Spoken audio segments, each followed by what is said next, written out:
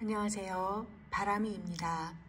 오늘도 오미호의 소설집 공수 중에서 어제에 이어서 읽어보도록 하겠습니다. 얼음 속에 갇힌 연인들이었죠. 어제 슈리의 아기였고 또한 그의 포로였다. 여기까지 읽었고요. 다음 이어서 읽도록 하겠습니다. 국내뿐 아니라 해외까지도 나는 슈리의 공연을 따라다녔다. 그의 공연을 보고 트윈 침대가 놓인 호텔방에서 시리를 기다렸던 무수한 날들도 함께 지나갔다. 슈리는 지나친 나의 집착에 때로는 몸서리를 치며 좀! 이라고 소리쳤다. 그럴 때면 그의 눈치를 보며 조용히 근신했다. 그의 연인이 된 지 7개월이 지날 무렵 경찰관들이 집으로 찾아왔다.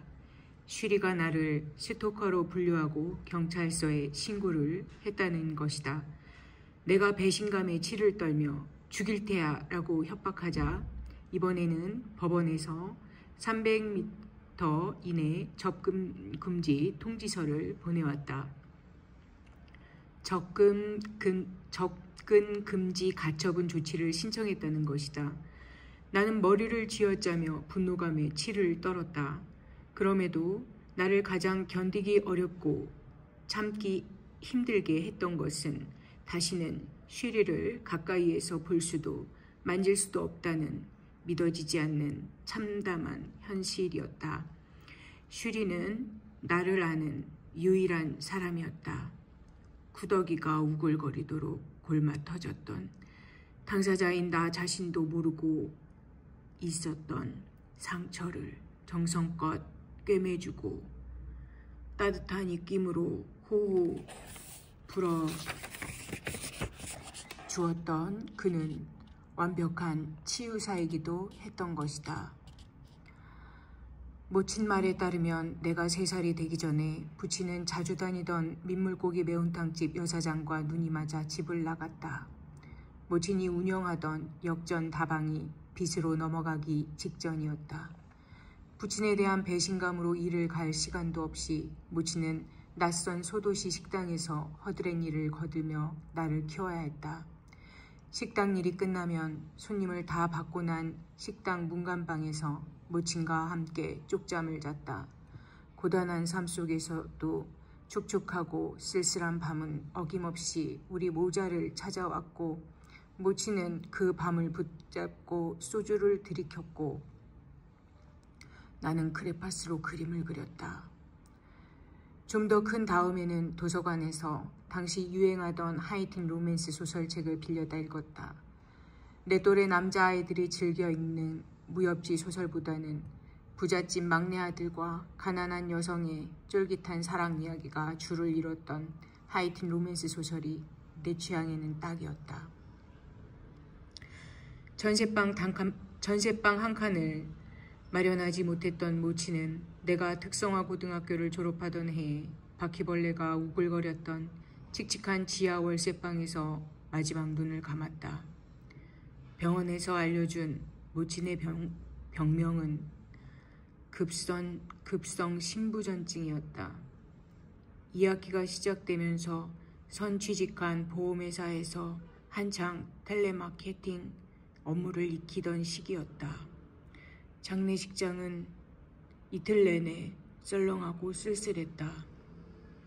세상은 놀랍도록 차갑고 매정한 곳이었다. 쓰다가 소용이 끝나면 미련 없이 버려지는 나 또한 세상의 소모품으로 쓰이다가 소용이 없어지면 아무도 찾아오지 않는 쓸쓸한 장례식에서 모친처럼 사라져 버릴 존재에 불과했다. 그러한 통감으로 모친의 장례식을 치르는 내내 나의 심장은 차갑게 식어가고 있었다. 들고 외출할 일도 딱히 없었지만 그렇다고 버리지도 않았던 아버지와 연애하면서 선물로 받았다던 갈색 악어 가죽 핸드백과 함께 모친을 보냈다. 모친이 한 줌 재로 돌아와 나에게 안길 때 왜였는지는 모르겠지만 나는 어금니를 물고 다짐했다. 돈을 벌겠다고. 그것도 아주 많이. 다짐했던 대로 나는 돈을 벌었다. 그것도 아주 많이. 밥을 먹고 한 일이라고는 돈 버는 일밖에 안 했으니 어쩌면 당연한 결과이기도 했다. 그러한 결과를 앞에 놓고 때로는 스스로 대견해 우쭐하기도 했다. 슈리를 만나기 전까지는 나의 삶은 슈리를 만나기 전과 슈리를 만난 후로 양분됐다. 슈리는 나뿐만 아니라 내가 사는 세계 자체를 통째로 들어올린 다음 그가 사는 세계에 사뿐 내려놓았는지도 모른다. 이런 생각을 해본 적 있다. 누군가 양손을 내놓고 선택을 하라고. 한 손엔 그동안 내가 번 돈이고 한 손은 슈리라고. 그 순간에도 나는 아무런 갈등 없이 곧장 슈리를 선택할 수 있을까? 나의 선택은 고민할 필요 없이 곧바로 슈리였다. 돈은 다시 벌면 되지만 슈리는 다시가 안 되니 당연한 결정이리라. 슈리를 만나기 전이었다면 상상조차 할 수 없는 선택인 셈이다. 그렇지 않은가? 그러한 상황에 발을 내디딘 내가 슈리에 대한 그리움을 어쩌지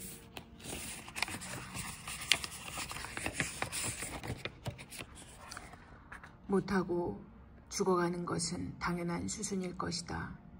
통증은 극심해지고 있었고 조만간 나는 공기를 밀고 일어설 힘조차 잃을 것이다.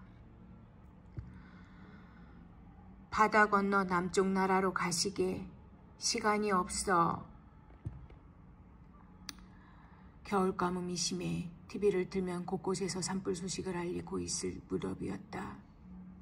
그날도 나는 날로 악화되는 통증을 진통제로 막아가며 그동안 다소 소원했던 매장 업무에 집중하고 있었다. 속썩이는 지점장 몇 명을 해고했고 매출 현황이 하향 곡선으로 접어든 몇 개 매장은 부동산에 내놓았다. 샌드위치로 간단하게 아침 겸 점심 끼니를 때운 나는 더는 못 견디고 집으로 돌아왔다. 통증은 정수리까지 올라와 날카로운 송곳으로 사정없이 찔러대는 것만 같았다. 집으로 들어서자마자 침실까지 걸어갈 힘도 없어서 거실 한복판에다 몸을 뉘었다. 천장이 빙글빙글 돌고 구역질이 올라왔다. 이대로 죽는다 해도 하나도 안 이상할 것만 같은 늦은 오후였다. 휴대폰 벨소리는 오랫동안 멈추지 않았다. 마지못해 받은 휴대폰 속에서 슈리가 툭 나오더니 말했다.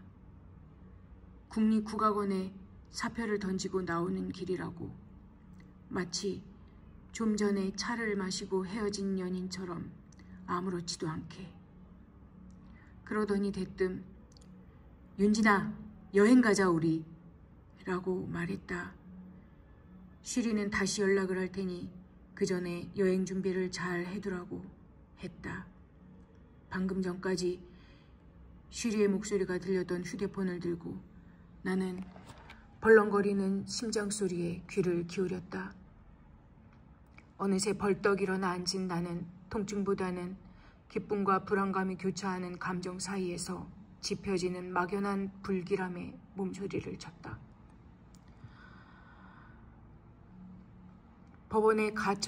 법원에 접근 금지 가처분 신청까지 하면서 나를 범법자 취급을 하던 슈리였다. 그런데 2달 만에 갑자기 전화를 해서 춤을 버리고 여행을 가자니 슈리의 의도가, 슈리의 감정이 잡히지 않았다. 슈리의 아버지는 이름만 들으면 알만한 건설사 대표다. 외아들인 슈리는 아버지 회사에서도 이사 명함을 가진 이미 오래전부터 후계자 수업을 병행하고 있었던 금수저 춤꾼이었다. 나는 벌떡 일어나 여권을 찾아 유효기간을 체크했다. 유효기간이 충분히 남았다는 것을 확인한 나는 앉은 채로 다시 미궁 속으로 빠져들었다. 미궁 속에서 나를 건져 올린 것은 슈리의 모친이었다. 호텔 커피숍에서 처음 만난 그녀는 염색하지 않은 희끗희끗한 생머리를 곱게 빗어 한쪽 어깨 위로 내려뜨렸고 단아한 감색 H라인 원피스에 백합꽃 모양 금빛 브로치로 장식한 케이프쇼를 두르고 있었다. 나를 보고 자리에서 일어나 15도 각도로 천천히 고개를 숙여 인사를 한 슈리 모치는 자리에 앉아서도 한참 동안 말이 없었다. 얼마나 지났을까? 그녀가 처음 꺼낸 말은 미안하다였다. 그리고 나를 스토커로 신고하고 법원에 접근금지 가처분 신청을 냈던 사람은 자신이었다고 말했다. 드라마에서나 봄직한 장면이 눈앞에서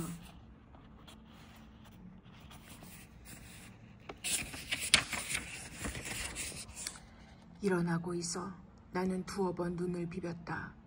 그녀는 담담하게 사랑이라는 또는 가족이라는 이름으로 자행했던 억압과 폭력을 고해성사하듯이 내게 털어놓고 속죄를 빌었다.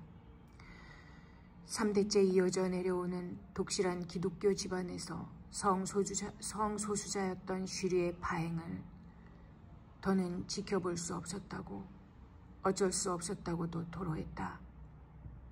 또 그럼에도 여기서 더는 슈리를 잃고 싶지 않다고 말하며 흐느끼기도 했다.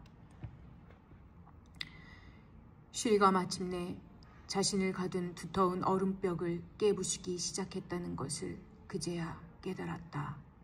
슈리 모친이 먼저 일어나 나간 자리에서 나는 곧장 여기저기 부동산에 전화를 걸었다. 갖고 있는 매장을 모조리 다 정리할 의사를 밝혔고 놀라서 쏟아져 나오는 높은 톤의 목소리를 무시하고 최대한 빠르게 처리될 수 있도록 도와달라고 부탁했다. 비행기는 잘 날아가고 있었다. 시리와 나는 서로의 손을 꼭 붙잡고 깊은 잠속으로 빠져들었다. 꿈속에서 나는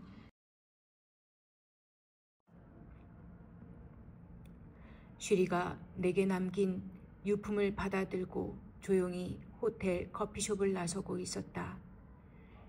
슈리가 내게 남긴 유품은 슈리가 입었던 동네 학춤 의상이었다. 슈리의 춤 중에서도 나는 그가 추는 동네 학춤을 가장 많이 좋아했다. 넓은 도포자락을 휘날리며 슈리가 허공에 자신의 몸을 새기던 시간들을 나뿐 아니라 우리는 함께 사랑했다. 슈리의 꿈속에서도 슈리의 동네 학춤 의상을 입은 내가 하얀 도포자락을 벌럭이며 얼음 조각이 흩날리는 허공에 몸을 새기고 있을 것이다. 네, 얼음 속에 갇힌 연인을 다 읽었습니다. 감사합니다.